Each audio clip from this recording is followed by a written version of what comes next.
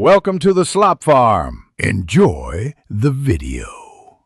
You need a cellular-capable Apple Watch and an enabled carrier plan. Start now by confirming your model and watch OS. You use your iPhone only to pair and transfer settings, so keep it close while the watch downloads updates. Once paired, open the watch app, choose cellular, and follow your carrier prompts to add the watch plan. This step gives the watch its own phone identity. Make sure iCloud and a secure passcode are set so the watch can operate independently. Now make the watch useful without a phone by syncing content and services to local storage.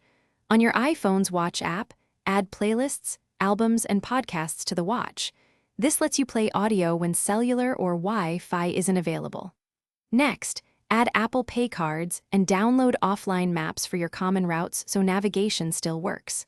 Finally, enable health and safety features like SOS and fall detection, so the watch can act autonomously. You're ready to use the Apple Watch without the phone. Put it on, enable cellular or join a known Wi-Fi, then test a call, message, and streaming audio. If something doesn't work, restart the watch first. This resolves many connectivity issues, and then confirm your carrier plan and that cellular is active in settings. If problems continue, toggle airplane mode or unpair and repair the watch.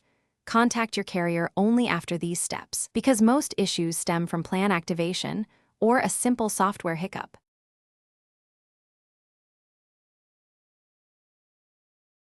Thanks for watching.